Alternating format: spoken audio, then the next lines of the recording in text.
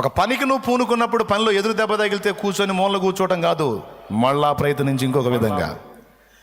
ఏ విషయంలోనైనా సరే, అది జీవితానికి శరీరానికి కావాల్సిన అవసరాల విషయంలోనైనా, కుటుంబాన్ని కట్టుకునే విషయంలోనైనా, అది ఏ విషయంలోనైనా సరే ప్రయత్నం విఫలమైందని కూర్చొని మూలను కూర్చొని విఫలమయ్యింది అని కూర్చొని ఏడుతో అదే దలుచుకొని కూర్చునేది వెధవతనం. వీరత్వం ఏమిటంటే తిరిగి తేరుకొని మళ్ళా యుద్ధం ప్రకటించడం.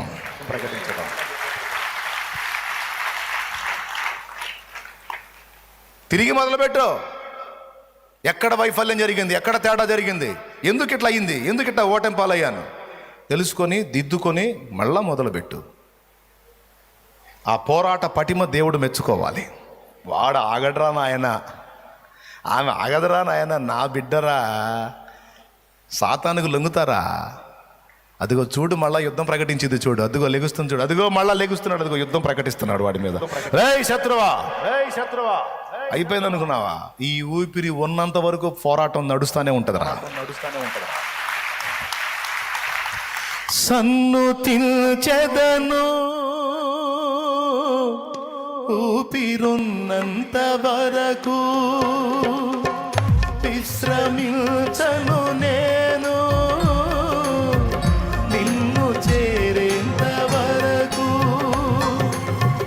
సన్నుతిల్చెదను ఊపిరున్నంత వరకు, విశ్రమించను నేను నిన్ను చేరేంత వరకు, నిన్ను చేరేంత వరకు. నీవే స్తుతిగానము, నీవే నా విజయము, నీవే నా అతిశయము యేసయ్యా. నీవే స్తుతిగానము, నీవే నా విజయము, నీవే నా అతిశయము యేసయ్యా. సదయుడానా యేసయ్యా, స్తుతి ఘనత మహిమ నీకేనయ్యా. సదయుడానా యేసయ్యా, స్తుతి ఘనత మహిమ నీకేనయ్యా. ఆమేన్. ఆ మాటలో మీనింగ్ అర్థమైందా మీకు? విశ్రమించా, వాణ్ణి గెలవాలి, నిన్ను చేరాలి. వాణ్ణి గెలవాలి, నిన్ను చేరాలి.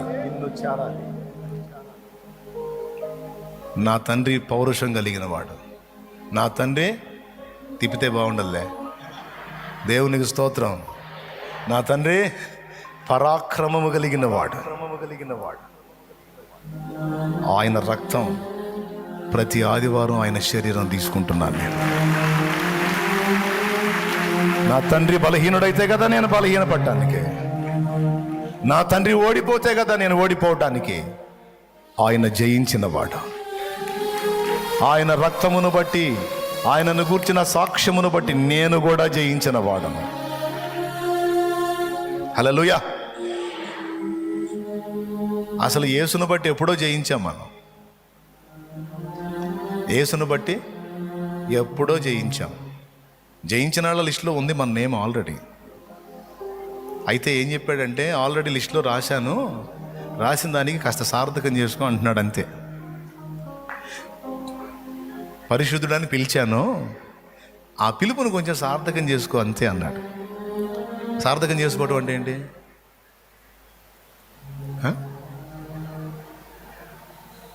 ఏందండి అడుగుతున్నారు? పిలుపును సార్థకం చేసుకుంటే అర్థం ఏంటి? ఆ పిలుపును నెరవేర్చమని. పరిశుద్ధుడు అని పిలిచా అంటే ఇక పరిశుద్ధంగా బతకడానికి యుద్ధం ప్రకటించు అని. పరస్పర దాడులు జరుగుతాయి. నీ మనస్సు మీద పెద్ద యుద్ధమే జరిగిద్ది, తట్టుకోవాలి.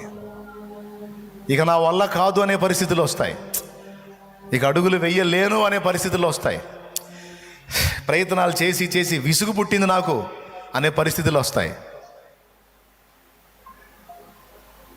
అయితే ఏం చేస్తావు? ఓటమిని అంగీకరించి రాజీ పడతావా? మళ్ళా ప్రతిష్ఠించుకుంటావా? యుద్ధానికి మళ్ళా ప్రతిష్ఠించుకోవాలి, మళ్ళా మొదలు పెట్టాలి. ఇక్కడ యేసయ్య జాగ్రత్త పడింది దేనికో తెలుసా? నా బిడ్డలకి ఏ శోధన రావద్దు అని కాదు ఆయన అడిగింది. ఒకవేళ శోధన వచ్చినా, దానిలో భంగపడినా, తిరిగి నా బిడ్డలు తేరుకొని లేచి మళ్ళీ యుద్ధం ప్రకటించాలి తండ్రి. ఈ మాటలో ఎంతో ఆదరణ ఉంది, ఎంతో ప్రోత్సాహం ఉంది. ఎంతమందికి అర్థమైంది? మరి అర్థమైందా? తిరిగి పునర్ప్రతిష్ఠ కోసం మనల్ని పిలుస్తుంది ఈ వాక్కు. లే, గతం గతః, అయిపోయింది, అది అయిపోయింది, మళ్ళా యుద్ధానికి సిద్ధపడమని దేవుడు పిలుస్తున్నాడు. Praise the Lord. మన్ను అడ్డుకుందని మొలకెత్తకుందువా, రాళ్ళు రువుతారని ఫలించకుందువా.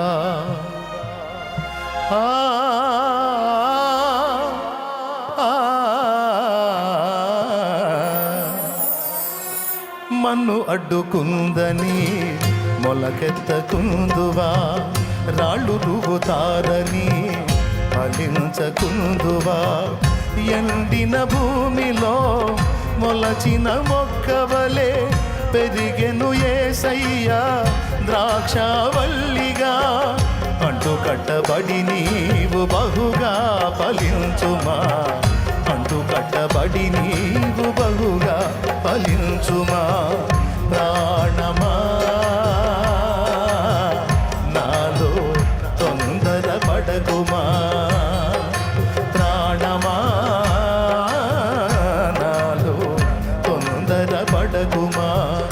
ఎందుకింక కన్నీరు, ఎందుక వేదన, ఎందుకింక కన్నీరు, ఎందుక వేదన. నీ దుఃఖ దినములన్నీ సమాప్తమైనవని తెలుసుకొనేస్తమా, యేసయ్య మాటిది. నీ దుఃఖ దినములన్నీ సమాప్తమైనవని తెలుసుకొనేస్తమా, యేసయ్య మాటిది. దేవునికి మహిమ. దేవుడు నిన్ను నమ్మాలి. నువ్వు పడినా లెగుస్తావనే నమ్మకం దేవునికి ఉండాలి. దెబ్బ తగిలినా తిప్పుకునే దమ్ము నీ దగ్గర ఉందని దేవునికి నమ్మకం కుదరాలి. Praise the Lord. ప్రభు పేతురు కోసం వేడుకున్నాడట. ఈరోజు అదే ప్రభు మన కోసం కూడా వేడుకుంటున్నాడని నీకు తెలుసా? ఆయన వేడుకున్నాడు కనుకనే తండ్రి కుడి పార్శ్వమందు మన పక్షమున విజ్ఞాపన చేస్తున్నాడు. రోమాపత్రిక 8:34. ఆయన తండ్రి కుడి పార్శ్వమున ఈరోజు కూడా మన పక్షమున వేడుకుంటున్నాడు కనుకనే ఎన్ని దెబ్బలు తగిలినా తిరిగి తిప్పుకొని వచ్చి యేసయ్య ముందు మళ్ళీ మోకాళ్ళు వేసాం. ఒక్కొక్క దెబ్బ తగిలితే సైతానుగాడు కొడితే ఇంక అయిపోయిందిరా, ఇక మనం పనికిరాం దేవుడికి అన్న కాడికి వెళ్ళిపోయింది బతుకు. వేడుకున్నాడు తండ్రి, నా బిడ్డకు బలమి, నా బిడ్డకు శక్తిని, నా బిడ్డ తిరిగి లేవాలి. పరిశుద్ధాత్మ మళ్ళీ నిన్ను తన వాక్కు చేత బలపరిచాడు. అదే వాక్కు మళ్ళీ ఒక్కసారి ఈరోజు పంపుతున్నాడు నీకు. త్రాగుడు మానుకున్నావు, మళ్ళా అదే శోధన నీకు వచ్చింది, బలహీనపడ్డావు. మరి ఏం చేస్తావు? ఇక ఏదో పంది కానీ బురదలో పడ్డట్టు పడ్డావులే, ఇంకేం లెగుస్తామని కూర్చుంటావా? లేకపోతే వీరుళ్లాగా దెబ్బ తగిలినా సరే మళ్ళా ఏయ్ ఏయ్ సైతానా, నేను దాన్ని వదిలేసా, మళ్ళా నా మీదికి తెచ్చావు దాన్ని, నేను అక్కడే కూర్చుంటాను అనుకున్నావా? రేయ్ మళ్ళా ఉపవాస ప్రార్థన చేస్తా, మళ్ళా యుద్ధం ప్రకటిస్తా, దాన్ని అధిగమించి నిలబడతా, దాన్ని గెలుస్తా. ప్రతి వ్యసనంలో ఇదే వర్తించింది. కొంతమంది ఓడిపోయారు, అంగీకరించారు, వెధవల లిస్టులో చేరారు. నువ్వు వెధవల లిస్టులో చేరతావా, పోరాడే యోధుల లిస్టులో చేరతావో నిర్ణయం నీదే. ఆ ఒక్క బలహీనతే కాదు, సమస్త బలహీనతలలో తీర్మానం ఇలానే ఉండాలి, రోషం ఇలానే ఉండాలి, పరాక్రమం ఇలానే ఉండాలి. శోధనలు నీకు ఎదురు కావు అని నేను చెప్పట్లా, కావద్దని ప్రార్థన చేసుకోమన్నాడు యేసయ్య. వాటిని తప్పించుకోవటానికి నీ వంతు నువ్వు పారిపోవటం నేర్చుకోమని కూడా చెప్పాడు యేసయ్య. వాటి చేతుల్లో పడకుండా తప్పించుకో అని కూడా చెప్పాడు. అయినా సరే ఏమరపాట్లో ఉన్నప్పుడు ఏదన్నా ఒక దాడి జరిగితే మళ్ళీ చెప్తున్నా, తిప్పుకోవటం నేర్చుకో. తిరిగి వెంటనే తేరుకొని వీరత్వంతో లేచి శత్రువు మీద యుద్ధం ప్రకటించడం నేర్చుకోమని ఒక్క మాటతో ముగించదలుచుకున్నాను నేను. ఒక్క మాట, కోట్ల రూపాయల మూట. స్తోత్రం. ఎన్ని రూపాయలు లెక్కడదాం దీనికి? ఎక్కడెక్కడ దిగజారారో ఒక్కసారి లెమ్మని దేవుడు పిలుస్తున్నాడు. లే, తేజరిల్లు నీకు వెలుగు వచ్చిందంటున్నాడు ఆయన. లే, మళ్ళా నిన్ను అభిషేకిస్తాను, క్రొత్త తైలముతో నిన్ను నింపుతాను, గురుపోతు కొమ్ము వలె నీ కొమ్ము పైకెత్తుతాను. నువ్వు నా సొత్తు, నువ్వు నా కుమారుడివి, నా కుమార్తెవి, నీవు నా రక్తం. పిరికి పందవు కాదు నువ్వు, అవిశ్వాసివి కాదు నువ్వు. నా ప్రేమ నీకు తెలుసు, నా దయ నీకు తెలుసు, నా కృప నీకు తెలుసు, నా క్షమాగుణం నీకు తెలుసు. ఇదిగో నేనే నా చిత్తానుసారముగా నీ అతిక్రమములన్నిటినీ తుడిచివేశాను. వాటిని మరెన్నడూ జ్ఞాపకం చేసుకోను. లే, మోకాళ్ళే. నీ ప్రార్థనకు విలువ ఉంది.